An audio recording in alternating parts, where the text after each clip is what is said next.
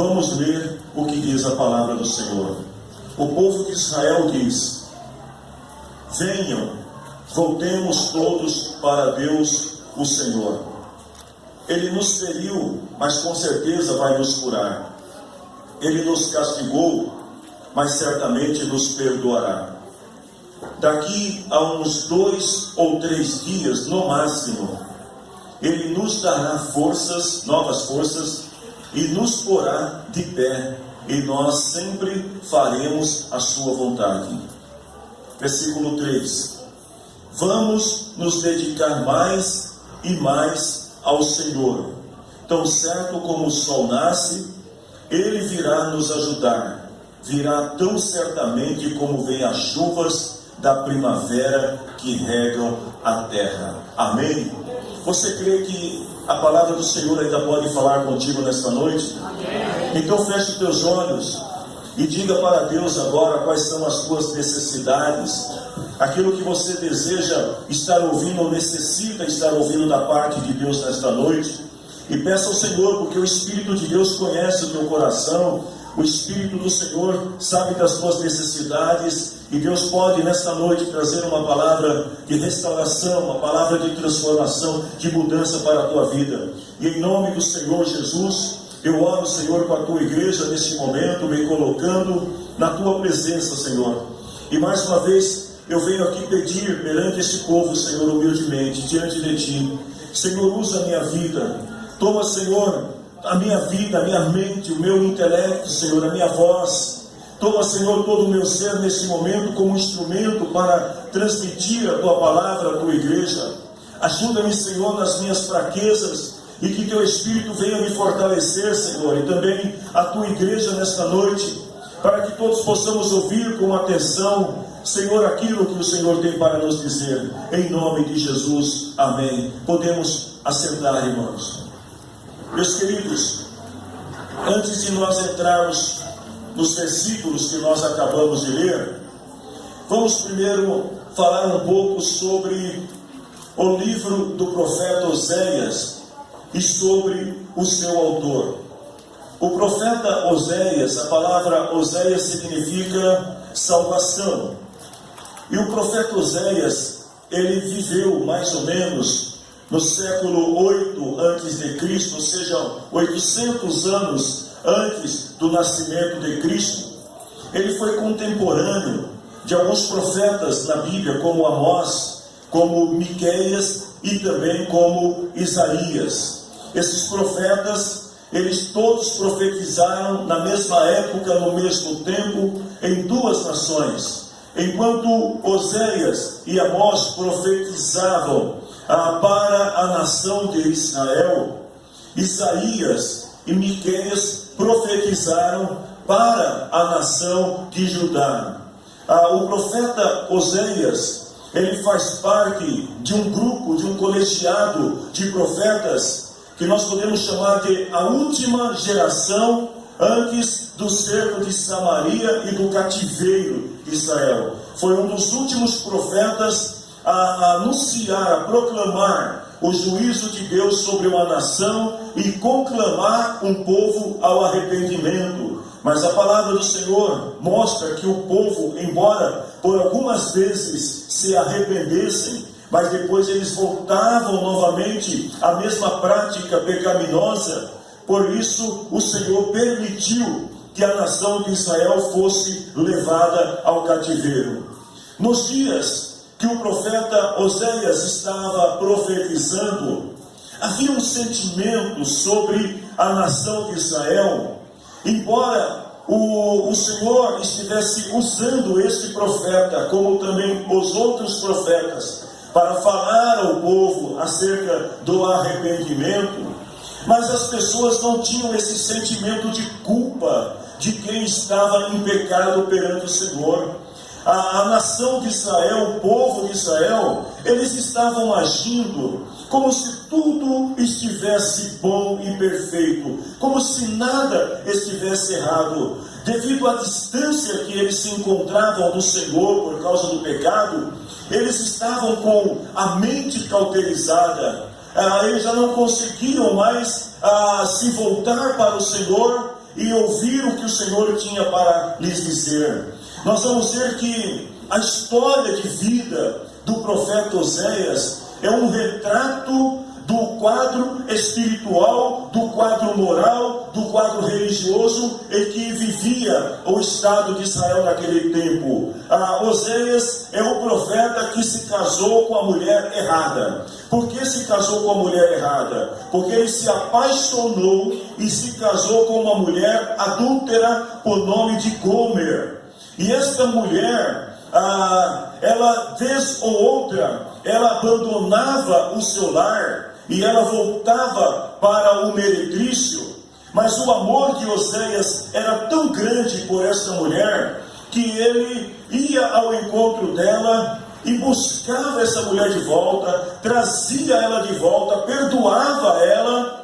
Mas passado um tempo ela voltava à mesma condição, e o Senhor vai dizer ao povo de Israel que a vida de Oséias é um retrato do que estava acontecendo com aquele povo, as idas e vindas ao Senhor. O povo se arrependia e o Senhor perdoava, mas o povo voltava para o pecado. O Senhor enviava profetas, o povo voltava de novo e ficava nessas idas e vindas. Oséias, ele teve 3 filhos com esta mulher chamada Gomer, embora duas desses filhos, ou melhor, 2 desses filhos, segundo alguns estudiosos, eram filhos não legítimos, ou seja, não eram filhos biológicos de Oséias, eram filhos do meretrício. Mas isso a Bíblia não deixa muito clara, não está explícito nos textos. O primeiro filho que eles tiveram se chamava Jezreel. A palavra Jezreel quer dizer Deus espalha, Deus semeia. E quando esse filho nasceu, o Senhor estava falando para o povo acerca do momento histórico, quando Deus levantou Jeú para reinar sobre Israel no lugar de Acabe o pagão. Então o Senhor esperava que Jeú fosse promover uma purificação, trazer uma mudança na religião para o povo de Israel. Só que nós vamos ver que Jeú, ele acaba sendo contaminado pelo espírito pagão, pelo pecado, e ele acaba também se enveredando por caminhos errados. E a Bíblia diz que não somente Jeú, mas os seus sucessores e até mesmo seu filho Zacarias acabaram morrendo por causa de seus pecados. Aí vem o segundo filho que Oséias teve, que se chamava Loruama. Era uma menina, quer dizer não amada, porque chegou um momento entre essas idas e vindas do povo e Deus, que o Senhor disse para Israel: olha, eu não vou mais perdoar vocês, eu não vou mais ter piedade de vocês, eu vou me voltar contra vocês, e para manter a minha palavra, eu vou salvar Judá, porque com Israel não tem mais negócio. Mas, por mais uma vez, o amor de Deus vai alcançar esse povo, e assim também acontece com Oséias. Vai ter o terceiro filho que se chama Lo-Ami, que quer dizer não meu povo, que é quando o Senhor enfim diz assim: chega, basta, Israel não é mais o meu povo, as minhas promessas estão sendo retiradas de Israel. Então todo o livro de Oséias, se você ainda não leu, deixa eu perguntar aqui nesta noite: quantos já tiveram a curiosidade de ler o livro do profeta Oséias? Quem já leu? Poucas pessoas. Eu quero, se você gosta de ler romance, então eu quero te convidar para ler o livro de Oséias, porque é um livro que fala sobre o amor de um marido traído que perdoa a esposa inúmeras vezes. É um livro que conta a história do esposo que, uma vez traído, ele vai punir a esposa que não está arrependida, ele vai despojá-la dos seus bens, ele vai deixá-la desnuda perante os seus amantes, mas mesmo assim a esposa não se arrepende. Mas o marido não desiste da mulher, e ele chega a ponto de até mesmo ir à casa de prostituição e comprar de volta a mulher vem e ele devolve os bens para ela, mas a história final vocês já sabem, a mulher volta de novo para o mesmo lugar. É essa a história do livro do profeta Oséias. Mas vamos falar agora sobre a passagem que nós acabamos de ler. Nós vamos ver que, como eu disse, a história de Oséias ela é um retrato do que estava acontecendo com o povo de Israel. E esse mesmo retrato, ele também tem muita semelhança com o que está acontecendo em nossos dias. No capítulo 4 de Oséias, por exemplo, o Senhor vai usar o profeta para denunciar os pecados da nação de Israel. E o Senhor vai dizer para o povo assim: olha, eu tenho uma acusação para fazer contra vocês, israelitas. E qual era a acusação que o Senhor vai fazer contra o povo? Ele vai dizer: não existe sinceridade no povo, não existe bondade, e ninguém nesse país quer saber de Deus. Numa outra versão diz: não querem conhecer a Deus. Então o profeta, ele vai denunciar ao povo que a razão deles estarem vivendo naquela condição é porque o povo decidiu por não conhecer ao Senhor. O capítulo 6, que é o capítulo que nós lemos agora, é o capítulo da esperança, porque ali o profeta vai apresentar 3 mensagens para o povo, e nessas 3 mensagens nós vamos ver a expressão do amor de Deus, o Deus que está sempre disposto a perdoar e abençoar aquele que se arrepende. Muita semelhança com os nossos dias atuais. Se nós observarmos, queridos irmãos, a nossa realidade, quantas pessoas que nós conhecemos, ou que já vimos, ou ouvimos falar, de pessoas que às vezes estavam passando por um momento muito difícil na sua vida. Talvez a pessoa estivesse desempregado, talvez a pessoa estivesse enferma, talvez a pessoa estivesse com algum problema de ordem familiar, de ordem emocional, ou até mesmo de ordem espiritual. E essa pessoa, ela vem então até a igreja em busca do quê? De refrigério, em busca de uma resposta, em busca de uma solução da parte de Deus para a sua vida. Mas a verdade é que quando a bênção vem sobre essa pessoa, é claro que isso não acontece aqui nesta igreja, é só na igreja dos outros, mas aí quando vem a bênção sobre a pessoa, que ela alcança aquilo que ela deseja, o que ela faz? Ela vira as costas para a igreja e vira as costas para Deus. A pessoa esquece do Senhor, a pessoa deixa de buscar o Senhor, porque são pessoas que querem apenas a bênção de Deus, mas não querem o compromisso de conhecer a Deus, de ter um relacionamento com Deus. O profeta então, ele vai falar ao povo, e ele vai começar com o primeiro convite que ele faz para o povo no versículo 1. Ele diz assim: venham e voltemos todos para o Senhor. É um convite que ele está fazendo para o povo. Ele estava dizendo para aquela nação prostituída, para aquela nação que estava vivendo no pecado, para aquela nação que não queria saber do Senhor. Oséias capítulo 4, versículo 6, o povo estava sendo destruído porque esqueceram do Senhor, deixaram de buscar o Senhor. Mas agora a voz do profeta levanta como a voz de um arauto, e ele diz assim: povo de Israel, venham, voltemos para o Senhor. E o convite que ele está fazendo aqui é de um Deus amoroso, de um Deus perdoador. É esse o Deus que nós servimos, um Deus que tem amor por nós, um Deus que perdoa o seu povo. E aí ele diz para o povo assim: olha, o Senhor nos feriu. Mas como foi que Deus feriu o povo?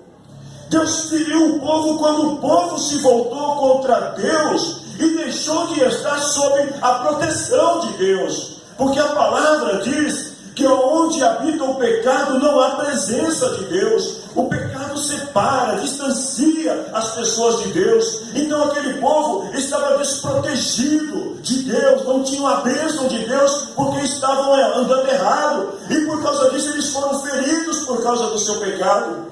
Mas o profeta diz assim: com certeza Deus vai nos curar.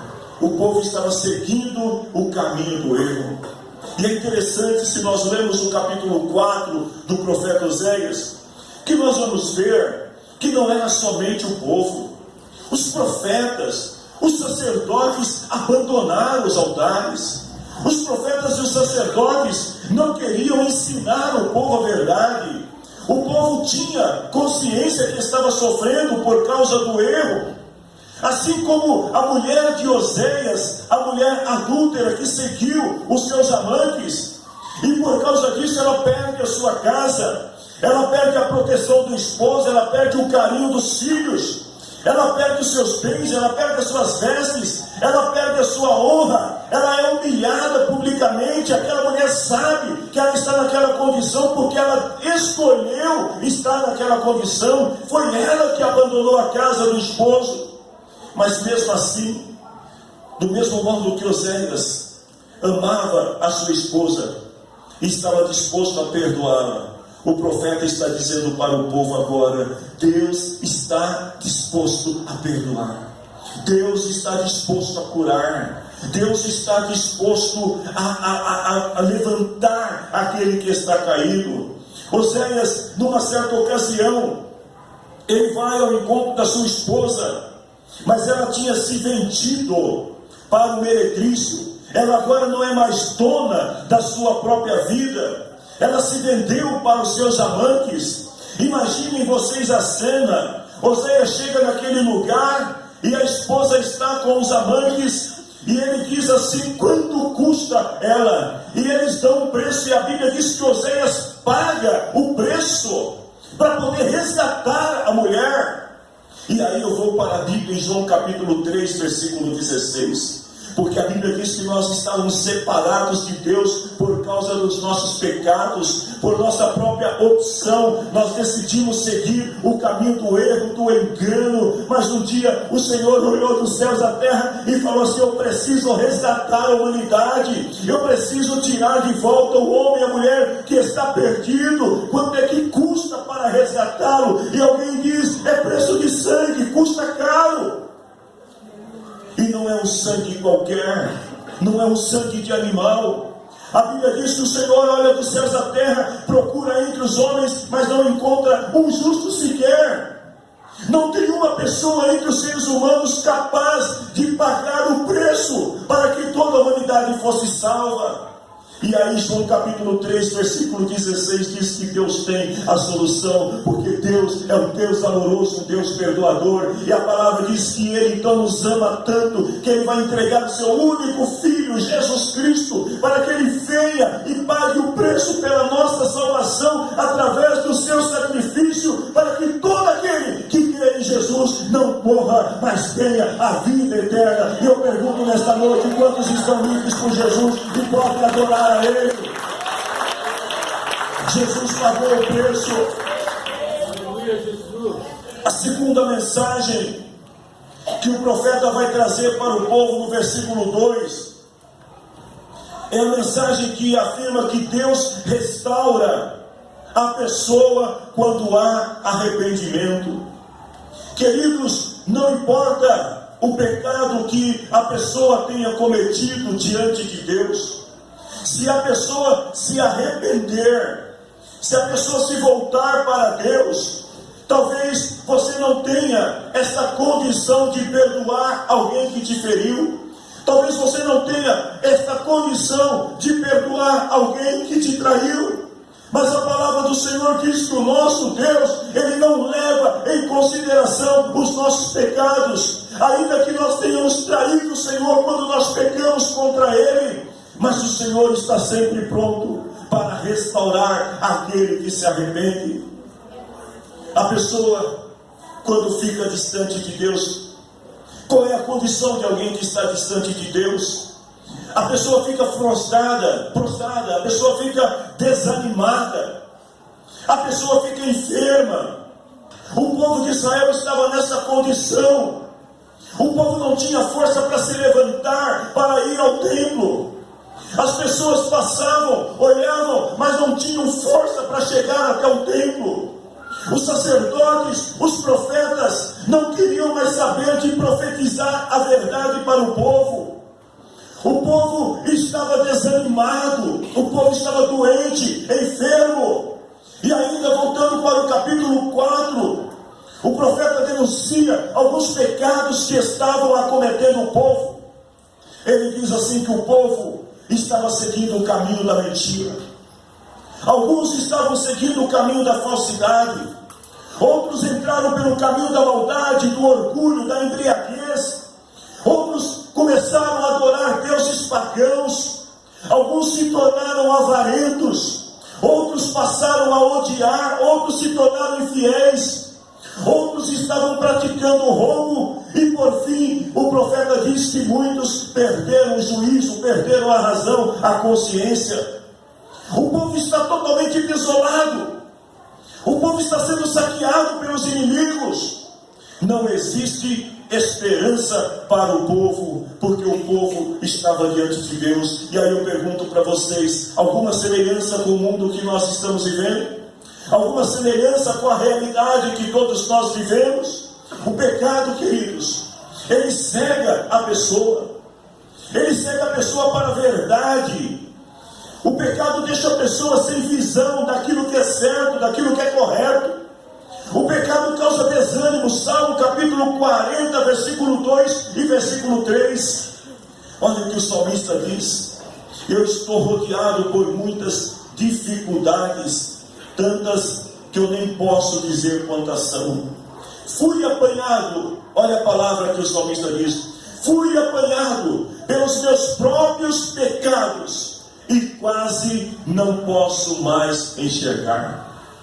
Os pecados vieram sobre Davi de uma maneira tal que ele perde a visão.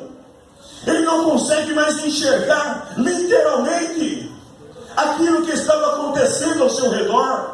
Ele diz: eu tenho tantos pecados, eu tenho mais pecados que cabelos na cabeça. Você consegue imaginar isso? Eu tenho poucos cabelos aqui, mas você que é cabeludo aí, quantos fios de cabelo você tem na cabeça? O salmista começa a olhar e fala assim: Senhor, eu tenho mais pecados do que fios de cabelo na cabeça, e por isso estou muito desanimado. O que é que desanima a pessoa? Pecado. O que é que enfraquece a pessoa? Pecado. O que torna a pessoa enferma? O pecado. O que afasta a pessoa de Deus? Pecado. E o salmista diz aqui: olha, eu estou desanimado. O desânimo dele é por causa do seu pecado. Mas no versículo 3, ele clama bem alto ao Senhor e diz assim: Senhor Deus, salva-me, ajuda-me agora. E o profeta estava dizendo para o povo o seguinte: se vocês se arrependerem, Deus pode restaurar vocês. Lá no Salmo 40, o salmista estava dizendo: Senhor, socorre-me, ajuda-me, porque ele sabia que o único que poderia restaurar a sua visão, o único que poderia devolver a sua força, o único que poderia devolver o seu entusiasmo era Deus. Quando a gente vai para 1 Coríntios capítulo 11, versículo 30, nós vamos ver que o pecado levou muitos crentes da igreja de Corinto a ficarem enfermos, fracos e até morrerem. Paulo diz assim: é por causa disso que há doentes, fracos e alguns que já morreram. Quantas pessoas, queridos irmãos, que não percebem como os filhos de Israel não perceberam. Eles já não tinham mais alegria quando liam a lei do Senhor. E quantas pessoas que às vezes, mesmo se esforçando para vir na casa do Senhor, mas perderam a alegria da presença de Deus, a alegria da salvação, perderam o prazer pelas coisas de Deus, já não tem mais prazer. Às vezes as pessoas vêm para a reunião, mas considera o louvor enfadonho, a mensagem é enfadonha, parece que o tempo não passa, parece que tudo está cansado, parece que quando termina um culto é um alívio, até que enfim terminou, já fiz a minha parte. E isso acontece quando estamos doentes, fracos, ou mesmo quando morremos. Oséias dizia para o povo o seguinte: olha, vai ser necessário um tempo de 2 a 3 dias até que o Senhor restaure o seu povo. O que Oséias estava querendo dizer para o povo é o seguinte: vocês vão se arrepender, mas é necessário um tempo de relacionamento com Deus até que o Senhor possa restaurá-los totalmente. Quando Oséias foi até aquele lugar onde estava sua esposa e a comprou, ele a trouxe de volta para casa. Mas ele disse para ela o seguinte: você vai ficar um tempo aqui em casa, eu não vou te devolver os bens, eu não vou te devolver a casa, eu não vou te devolver as suas vestes, você vai ficar um tempo, para que eu tenha a certeza de que você realmente desta vez está disposta a se arrepender e permanecer na casa. Querido, sabe o que significa? Que às vezes Deus precisa dar um tempo para ver se realmente a pessoa está disposta a seguir ao Senhor. Por isso que às vezes algumas pessoas, elas nessas idas e vindas, aí chega um momento que o Senhor fala assim: chega, eu agora não vou dar o que você está querendo agora. Você vai ter que provar a fidelidade a mim, diz o Senhor. Você vai ter que provar agora que realmente a tua conversão é genuína. Você vai ter que provar que realmente você não está aqui por acaso. E aí o profeta diz: precisa de um tempo para que o relacionamento fosse aprofundado, para que o relacionamento se tornasse mais íntimo. Querido, como é que esse tempo se dá na igreja do Senhor? É que quando nós aceitamos a Cristo, nós começamos a conhecer o Senhor, mas aí é necessário um tempo de preparação, de conhecimento, é necessário um tempo de aprendizado, para que nós possamos verdadeiramente conhecer o Senhor. Assim como o profeta estava dizendo para o povo: olha, ela teve que esperar um tempo para ter a certeza que ela não iria retornar aos seus amantes. O Senhor também diz para muitas pessoas ainda hoje: você precisa de um tempo para mostrar a sua verdadeira fidelidade ao Senhor. Sabe, queridos, na minha vida ministerial, eu já vi muitas coisas. Eu diria que até nesta casa, eu já vi gente caído no chão, derramando lágrimas, molhando o chão de lágrimas, e dizendo assim: eu estou arrependido, mas no dia seguinte estava praticando o mesmo pecado. Deus não se deixa escarnecer. Deus não se deixa levar pelas lágrimas de alguém. Deus não se deixa levar por alguém que bate no peito e diz: estou arrependido, mas não tem mudança de vida. É necessário um tempo para que haja mudança. E o que o profeta estava dizendo para o povo aqui é o seguinte: Deus restaura quando há arrependimento genuíno. E quando é que há arrependimento genuíno? Quando há mudança, quando há transformação, quando a pessoa vem e ela permanece. Quando a pessoa diz assim: não, eu estou aceitando a Cristo. Se Deus fizer, tem um hino que diz assim: se Deus fizer, Ele é Deus, e se Ele não fizer, o que Ele é? Ele continua sendo Deus. Quando a pessoa passa a ter essa compreensão, que não somos nós que ditamos a Deus o que Ele deve fazer, mas é Deus que determina como fazer. Quando nós entendemos isso, então é chegada a hora da restauração. E aí vem a terceira mensagem do profeta para o povo, mais um convite. E qual é o convite que o profeta está fazendo para o povo aqui? Ele está convidando o povo para conhecer a Deus. Queridos, pense o seguinte: o profeta não está falando para uma classe de pessoas desconhecidas. O profeta não está falando para pagãos. O profeta está falando para o povo de Deus, para a nação de Israel. E ele está dizendo para aqueles que já deveriam conhecer o Senhor. Ele está dizendo assim: conheçamos e prossigamos em conhecer ao Senhor. Vamos nos dedicar mais e mais ao Senhor. Por que o profeta está dizendo isso? Porque ele sabia que a destruição do povo, ela se deu por causa de uma coisa somente: o povo não tinha conhecimento. Você pode repetir isso comigo para não esquecer? Diga assim comigo: o povo estava sofrendo. Por quê? Não tinha conhecimento. No capítulo 4, versículo 6, o profeta diz: o povo não quer saber de Deus. E por que o povo não queria saber? Porque não conheciam o Senhor. Ele diz: eles estão sendo destruídos porque não querem conhecer o Senhor. Aí o profeta se volta para os sacerdotes e para os profetas também, diz assim: vocês também não querem saber de mim, esqueceram as minhas leis, por isso eu não aceito vocês como profetas e como sacerdotes. O que estava acontecendo com aquele povo? A destruição, o distanciamento de Deus, a ausência da alegria, a falta de ânimo daquele povo estava sendo causada por causa da ausência de conhecimento. No versículo 10, ou melhor, no versículo 7 e 8 do capítulo 4, o profeta, ele denuncia os sacerdotes, profetas, dizendo o seguinte: quanto maior é o número de sacerdotes, maior é o número de pecados que cometem.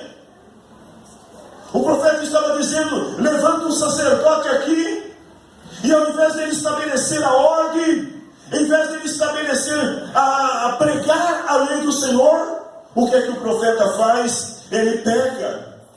Até parece com os dias de hoje, parafraseando o profeta, eu diria que quanto mais pastores se levantam, maior é o número de pecados que cometem.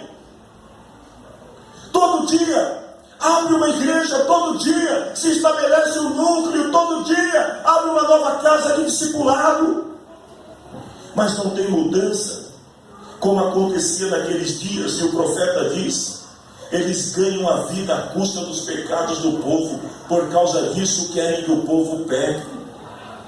Eles se levantavam, se auto-intitulavam sacerdotes, mas eles não queriam que as pessoas mudassem de vida.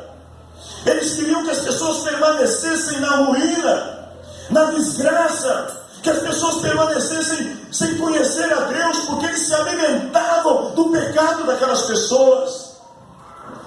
Fazendo uma comparação, uma analogia com os dias de hoje, seria como aqueles líderes que dizem para o povo: olha, aqui você pode ficar como você está, não precisa mudar não, porque está bom demais do jeito que você está, porque se alimentavam do pecado do povo.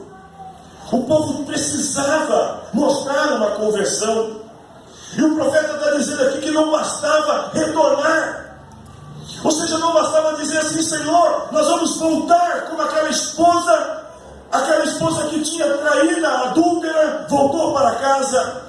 O profeta está dizendo: não basta voltar, vocês precisam demonstrar, através do relacionamento, da intimidade, da busca do conhecimento, que vocês estão dispostos a firmar uma nova aliança com Deus. Essa palavra, ela fala muito forte para a igreja dos nossos dias, porque o que o Senhor está exigindo de nós, querido, é muito mais do que simplesmente virmos as reuniões de culto. Talvez alguém vai dizer assim: poxa, mas eu já estou fazendo a minha parte, eu vou na igreja uma vez por semana, eu dou meu dízimo, eu dou as minhas ofertas alçadas, e quando o pastor pede uma oferta especial, eu sou o primeiro a dar as minhas ofertas. Mas deixa eu te dizer uma coisa: isto é insuficiente. Não basta vir, é preciso conhecer, é preciso saber quem é Deus. E para saber quem é Deus, a gente precisa conhecer o Senhor. E só existe uma forma de conhecer o Senhor, é através da sua palavra, que é revelada. E aqui o Senhor está dizendo: não basta retornar, precisa ter relacionamento, intimidade com Deus, precisa buscar o conhecimento para saber quem é o Senhor. Sabe por que muitas pessoas estão errando? Sabe por que muitos cristãos estão fracassando? Sabe por que muitos cristãos estão deixando as igrejas? Porque não têm conhecimento de Deus. Porque são pessoas que são religiosas, são pessoas que dizem que conhecem a Deus, mas na primeira nuvem de luta que vier sobre a sua vida, desistem facilmente e voltam atrás, porque não conhecem a Deus. Porque a palavra do Senhor é muito clara: aquele que conhece a Deus, ele é como aquele homem que construiu a sua casa sobre a rocha. Pode vir o vento forte, pode vir a tempestade, pode vir a luta que vier, ele não deixa a casa do Senhor, não se afasta da presença de Deus, porque conhece o Senhor. Este é o crente que conhece a Deus. Mas aquele que não conhece, ele está sempre vivendo na superfície, não tem raízes, não está fundamentado na palavra do Senhor. E infelizmente essa é a triste realidade dos nossos dias. Por que as pessoas ficam migrando de um lugar para outro? Porque estão buscando bênçãos, E aí eles ouvem dizer que a igreja A, ela está dando a chave do apartamento. Ele corre para a igreja A para buscar a sua chave do apartamento. Depois ele sai da igreja A, porque na B agora estão dando chave do carro. E ele corre para a B para buscar a chave do carro. Aí quando chega na B, ele fica sabendo que na C estão dando agora a certidão de um novo casamento. Ele corre em busca de uma nova esposa. E assim vai. Essas pessoas não querem saber de Deus. Essas pessoas estão, sabe, querendo o quê? Estão querendo alcançar bênçãos, que aquilo que eles consideram bênção, que muitas vezes não é nem bênção, é destruição, é desgraça na sua vida. Mas é porque não conhecem o Senhor. As pessoas não querem conhecer, não querem ter intimidade.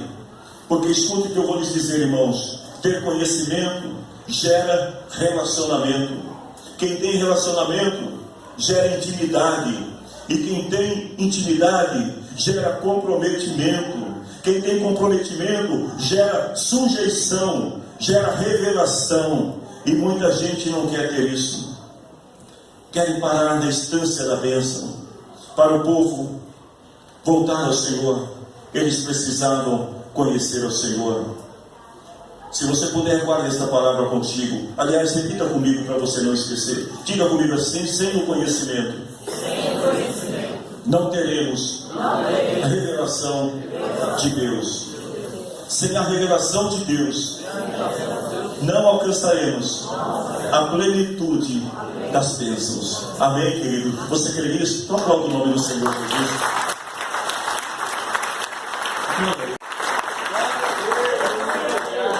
Se você não conhece o Deus que você serve, você não vai saber o que Ele pode te oferecer. E se você não sabe aquilo que Ele pode te oferecer, você não vai desfrutar daquilo que Ele tem para você. Esse é o mesmo ensinamento que Paulo, ou melhor, que o apóstolo Pedro, na sua carta, lá em 2 Pedro, capítulo 3, versículo 18, ele vai recomendar para a igreja do Senhor. Ele diz assim: continue a crescer na graça e no conhecimento do Senhor Jesus. Era o desejo do apóstolo Pedro para a igreja do Senhor: cresça na graça e cresça no conhecimento.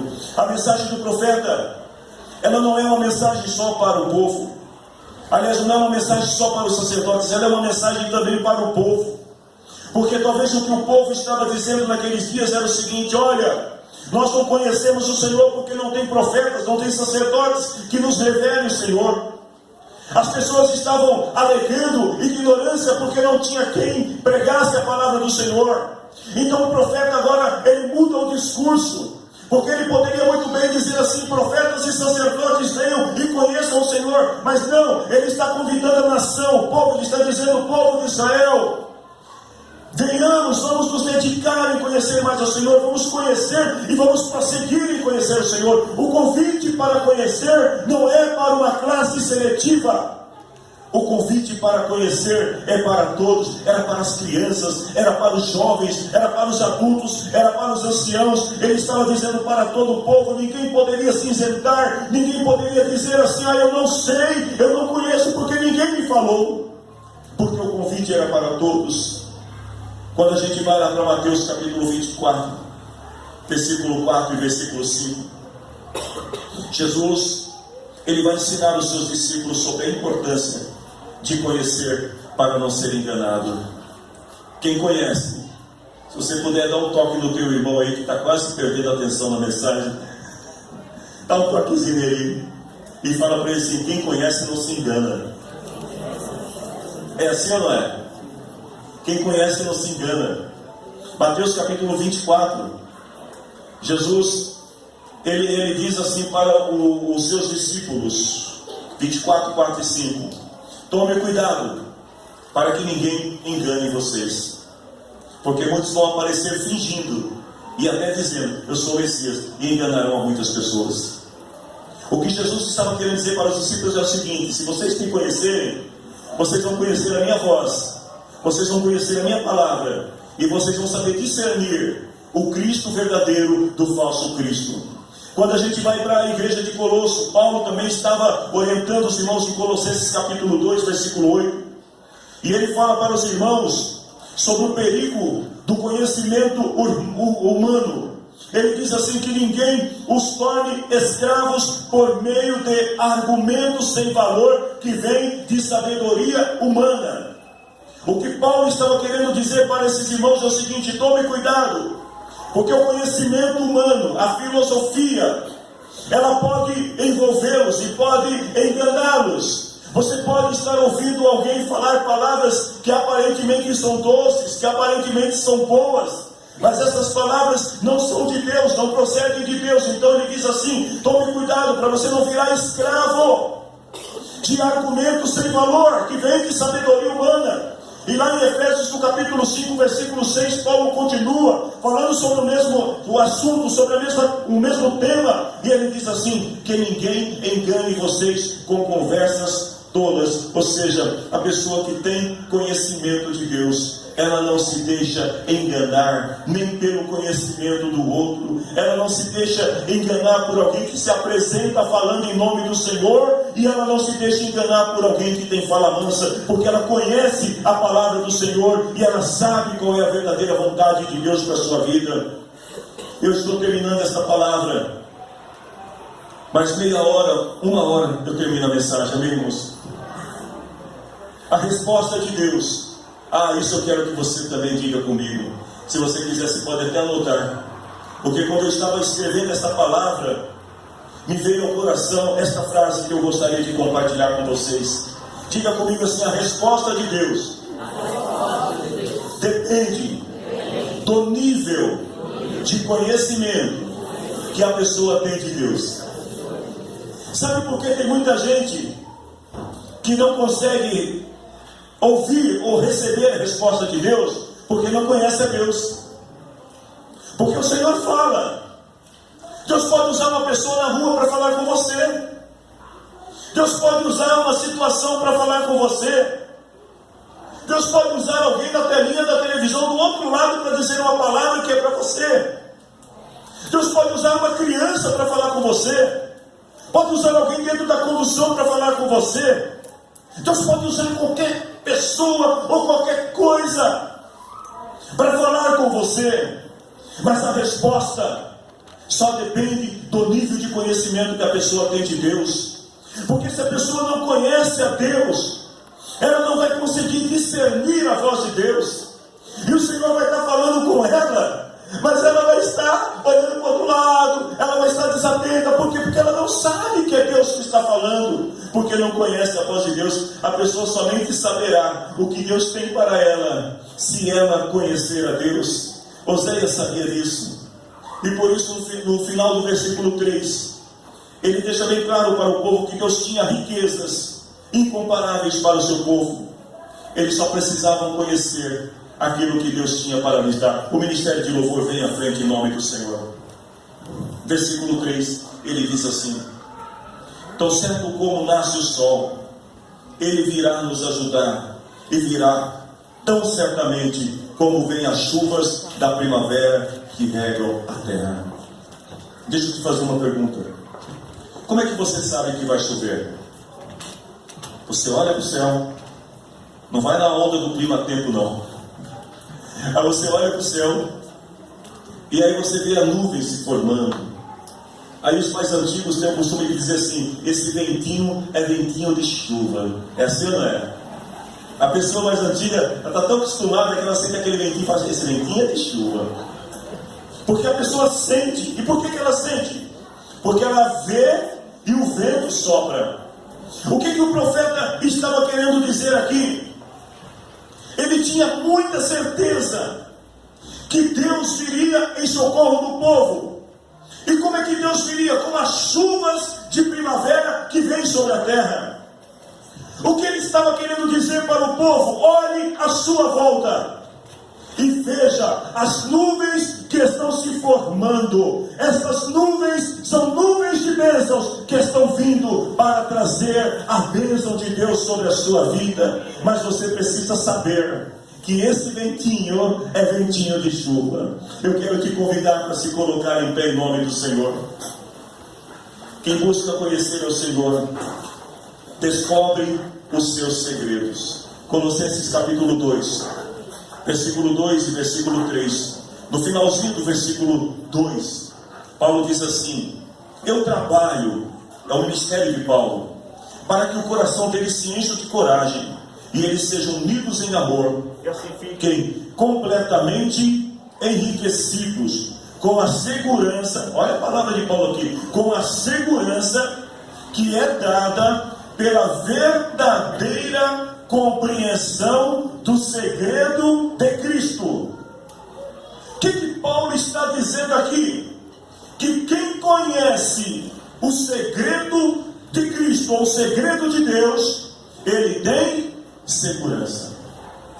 É por isso que o crente que conhece o Senhor, mesmo quando está passando por alguma luta muito grande, ele continua com um sorrisão aqui, ó. Aí você fala assim: eu não entendo, por que a irmã, ela não demonstra preocupação? É porque ela tem segurança. Ela conhece os segredos de Deus. Ela sabe que o Deus que ela serve, mais cedo ou mais tarde, vai mandar uma nuvem, como a nuvem de chuva da primavera, e ela vai vir tão rápida, e ela vai trazer a resposta de Deus para a sua vida. Paulo diz: a chave que abre todos os tesouros escondidos do conhecimento e da sabedoria de Deus. Eu estou terminando. Filipenses capítulo 1, versículo 9 e 10. A palavra do Senhor diz que o conhecimento é como um filtro que nos mostra o melhor caminho. Paulo está dizendo: o que eu peço a Deus é que o amor de vocês cresça cada vez mais, que tenham sabedoria, e aí a palavra-chave, um entendimento completo. O que é um entendimento completo? Conhecimento acerca de Deus, a fim de que saibam escolher o melhor. Você conhece alguém indeciso? Não me diga que você é indeciso. Você já tentou falar com uma pessoa indecisa? Ai meu Deus, eu não sei se eu vou para lá, não sei se eu vou para cá, não sei se eu faço, não sei se eu... Quantos cristãos que vivem indecisos? Decisões pessoais, decisões profissionais, decisões espirituais, ministeriais, não tem certeza do que faz, e alguns acabam agindo numa insanidade ou numa loucura tão grande, que ligam para o disque profeta e dizem assim: profeta, olha, eu estou precisando que você me diga o que eu faço, porque eu tenho uma decisão para tomar aqui e eu não sei. E aí quer atribuir ao outro o poder de decisão sobre aquilo que ele ou ela tem que decidir. O pastor sofre com isso, minha gente, porque às vezes as pessoas querem que o pastor tome decisão por elas. Decisões de casamento: pastor, eu devo casar ou não devo casar? E eu não sei. Pastor, eu devo trocar de emprego ou não devo trocar? Pastor, eu devo fazer isso ou não devo fazer aquilo? Irmão, não sei. Quem tem que saber é você. Porque vai que eu diga para você fazer e dar errado, a culpa é de quem? Não, vocês não entenderam. Vai que eu diga para a pessoa fazer e a pessoa faz e dá errado, a culpa é de quem? O pastor. Porque o pastor falou para fazer. Agora, o que Paulo estava querendo dizer é o seguinte: a oração dele é para que toda a igreja que estava em Filipe pudessem ter sabedoria e um entendimento completo para fazer a escolha certa. Será que nós podemos orar aqui nesta noite e pedir ao Senhor a mesma coisa? Senhor, dá para cada um de nós aqui a capacidade de entender, de conhecer, para tomar a decisão certa, sem ficar querendo atribuir ao outro o poder da decisão sobre a nossa vida. Aí eu termino com o Salmo 139, versículos 5 e 6. O conhecimento de Deus, ele é infinito. Quanto mais nos aproximamos de Deus, mais sabemos sobre Ele. Você nunca irá conhecer Deus totalmente, porque quanto mais você descobre de Deus, mais Ele tem para revelar acerca dele para você. O salmista diz assim: o Senhor está em volta de mim, O Senhor está por todos os lados e me proteges com o teu poder. Aí no versículo 5, eu fico imaginando o salmista aqui, ele põe a mão na cabeça e fala assim: eu não consigo entender como que você me conhece tão bem, Deus. Porque tudo que eu tenho que fazer você já sabe. E ele diz: o teu conhecimento é profundo demais para mim. Eu te pergunto nesta noite: você quer conhecer um pouco de Deus? Então venha, se esforce. A palavra do profeta aqui é: vamos nos dedicar mais em conhecer ao Senhor. Essa é a palavra que eu tenho para a tua vida nesta noite. Eu quero orar contigo enquanto nós adoramos ao Senhor com uma canção. Eu quero orar para que o Senhor traga sobre a tua vida a revelação daquilo que Ele é, daquilo que Ele pode fazer na tua vida.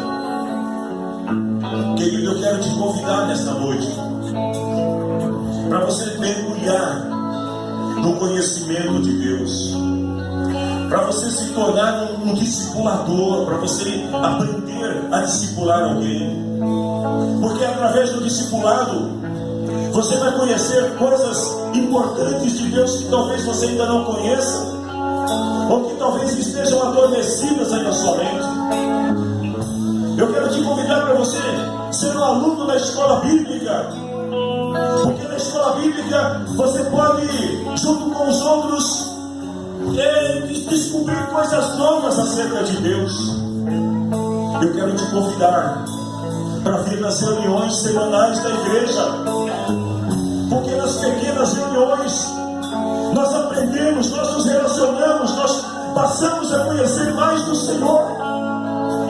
Eu quero te convidar para vir orar, mas eu quero convidar você também para estabelecer na sua agenda pessoal diária pelo menos uns 30 minutos do seu dia para você se dedicar a uma leitura e meditação da palavra de Deus e a oração. Pastor, é muita coisa para fazer em 30 minutos, eu sei disso, porque todas as vezes que eu dei um versículo ontem, eu fiquei quase 6 horas em cima de 3 versículos da Bíblia, eu não consegui descobrir tudo. Eu escrevi umas 10 páginas, depois eu falei, eu perdi o foco, porque eu comecei a estudar e um versículo foi me levando para outras direções. Eu falei, mas tem tanta coisa para saber aqui. Talvez você vai dizer como eu: 6 horas para estudar 3 versículos é muito pouco, então use 12 horas. Divida todo dia, pelo menos 30 minutos. E diga: esses 30 minutos eu vou consagrar ao Senhor, eu vou dedicar ao Senhor, eu vou orar, eu vou meditar, eu vou escrever, eu vou fazer apontamentos daquilo que Deus está me revelando. Eu posso te assegurar uma coisa: você vai descobrir que esse Deus, Ele é tão grande, como diz o salmista aqui: eu não consigo te entender, Deus, porque você está em cima, você está embaixo, você está do lado, você me conhece tão bem que antes que as palavras saltem da minha boca, você já sabe o que eu estou pensando. O teu conhecimento é profundo demais para mim. Feche os teus olhos nesse momento e ore comigo ao Senhor nesse momento, porque Deus pode trazer sobre você uma revelação nova nesta noite da sua palavra. Preciso de ti,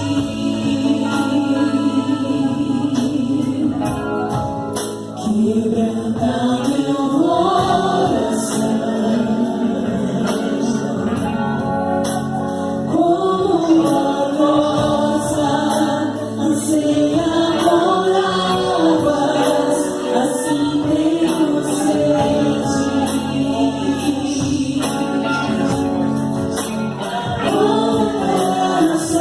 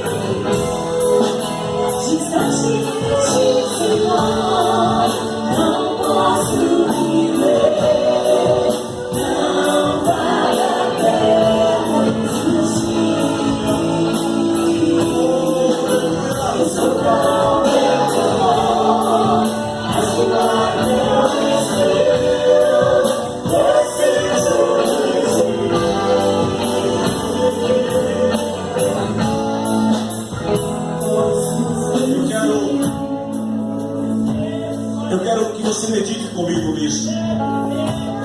Vamos pensar um pouquinho na historinha de Oséias. Ele pega aquela mulher que está desnuda, que não tem posses, que não tem nada, coloca dentro da casa dele e fala assim: se você for fiel, se você se aplicar a me conhecer, se você demonstrar que vai ficar, olha o que eu tenho para você. Eu tenho vestes novas. Olha, eu tenho os bens, a minha fazenda, a minha casa, os filhos. Se você prometer que vai ficar, eu vou te dar o meu nome, eu vou te honrar perante as pessoas, e ninguém vai olhar para você e vai se lembrar do teu passado, porque agora você está casada comigo. A mesma coisa Deus faz conosco. Ele nos tira do lamaçal do pecado. Deus nos tira da condenação eterna, do erro, da mentira, da falsidade, do ódio, da infidelidade. E Ele nos traz para a sua presença. E aí Ele diz assim: venha e me conheça. Porque se você conhecer o Senhor, você vai descobrir que Ele tem roupas espirituais novas para você. Você vai descobrir que Deus tem bens para me entregar a você. Você vai descobrir que Deus tem um novo nome para te dar. Você vai descobrir que Deus tem uma nova honra para te dar. Ele vai restaurar a tua honra. Vocês não precisam conhecer o Senhor. Oh, eu te peço nesta noite, meu irmão, em nome de Jesus, conheça o Senhor. Conheça o Senhor. Eu dizia essa semana para algumas pessoas: está na hora de nós pararmos de pregar instituição. Está na hora da gente ficar dizendo para as pessoas: vai na minha igreja, porque na minha igreja tem isso ou tem aquilo. Está na hora da gente dizer para as pessoas: venham e conheçam ao Senhor. Descubra quem é Deus e o que Ele pode dar para você. E nesta noite, o Senhor está sondando o coração de cada um de nós aqui. Antes que a palavra chegue na tua boca, Deus sabe o que está no teu pensamento. E Ele está dizendo para alguns aqui nesta noite: eu quero me revelar a você. Eu quero mostrar a minha glória, o meu favor. Eu quero derramar a minha bênção sobre você e sobre a sua casa. Então venha e me conheça. Em nome do Senhor Jesus. Eu quero orar contigo. Se você puder, tiver alguém perto de você e você se sentir confortável para se aproximar dessa pessoa, coloque a mão no ombro dela.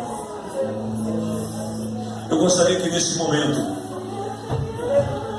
você orasse pela pessoa que você colocou a mão no ombro dela agora. Você pode fazer isso?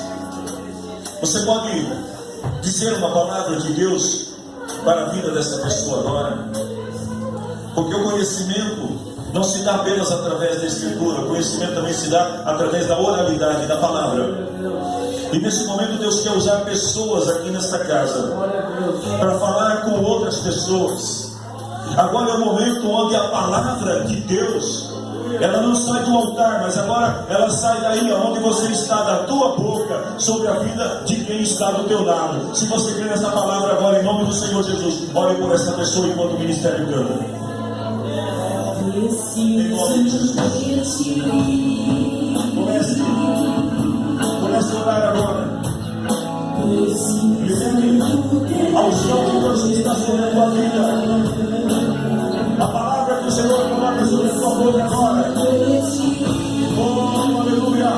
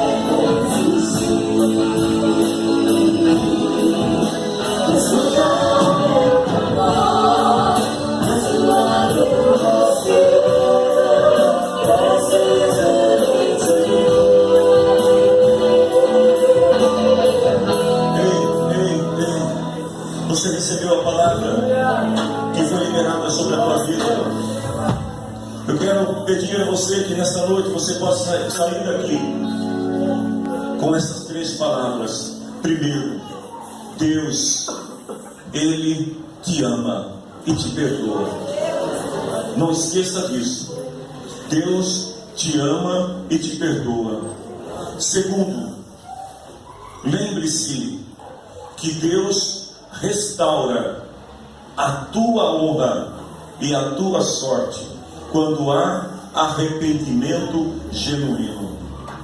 Terceiro, conheça a Deus e descubra o que Ele pode te dar. Amém? Esta é a palavra do Senhor para você nesta noite.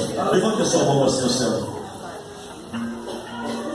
O grande amor de Deus, o nosso Pai, a graça de Jesus Cristo, nosso Senhor, a comunhão, a presença, a consolação e a revelação do Espírito seja sempre com todos e que o Senhor vos abençoe. Boa semana, povo de Deus. Deus abençoe.